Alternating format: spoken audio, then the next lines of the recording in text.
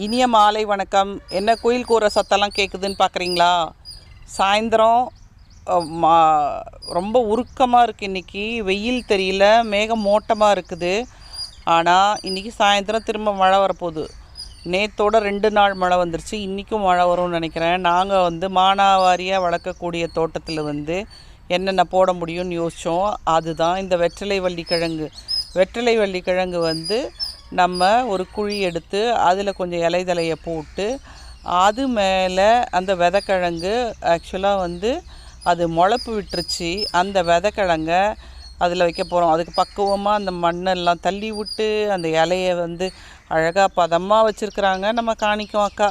இப்போ பாருங்கள், அந்த இதை எடுத்து நிற்க வச்சாங்க. நிற்க வைக்காதீங்க அக்கா, படுக்க வைங்க அக்கா அது அப்படின்னு சொன்னேன். படுக்க வச்சுட்டாங்க. இப்போ என்ன பண்ண போகிறாங்கன்னா, மண்ணை எடுத்து அது மேலே போட போகிறாங்க.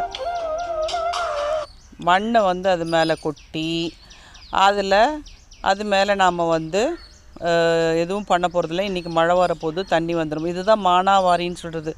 மாசானா ஃபுக்கோகோ என்ன சொல்லுவாங்க, கிழங்கு வகைகளை கொஞ்சம் பறிச்சுட்டு கொஞ்சம் இல்லை, நமக்கு தேவையானதை எடுத்துகிட்டு கொஞ்சமாக அங்கே விட்டுட்டு வந்தோம் அப்படின்னா அது தானே பருவம் வரும்போது முளைச்சிடும்னு சொல்லுவாங்க. நம்ம எல்லாத்தையும் ஹார்வெஸ்ட் பண்ணுறோம். அவரோட கான்செப்ட் படி எல்லா உருளைக்கிழங்கையும் ஹார்வெஸ்ட் பண்ணாதீங்க, எல்லா மஞ்சளையும் ஹார்வெஸ்ட் பண்ணாதீங்க, கொஞ்சம் அங்கே விட்டுட்டு வாங்க, அது தானே முளைச்சி அடுத்த வருஷம் உங்களுக்கு கிடைக்கும். அதாவது நம்ம வேலையே செய்யாமல் சாப்பிடுவது. இப்போ நம்ம காக்கைகளும் குருவிகளும் மைனாக்களும் இப்போ அழகாக ஜாலியாக பாட்டு பாடிக்கிட்டு இருக்காங்க.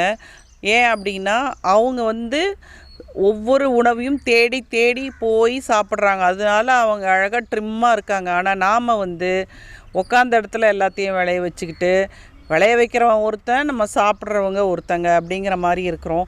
இப்போ நாங்கள் இந்த கிழங்கு வகைகளை எல்லாம் நட்டு வச்சிட்டோம். அதுக்கப்புறம் பார்த்திங்கன்னா இருந்த புல்லெல்லாம் நான் அறுத்து வைக்க சொல்லியிருந்தேன்.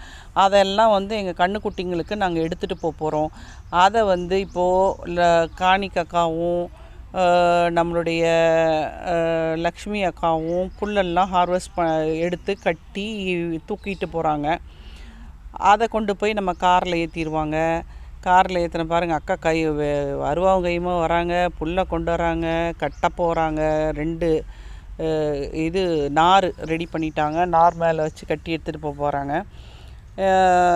இதை காணிக்கா தலையில் தூக்கி வச்சு அவங்க எடுத்துகிட்டு போகிறாங்க. இப்போ காக்கைகளும் குருவிகளும் அவங்களுக்கு தேவையான உணவை தானே தேடி சாப்பிடுது.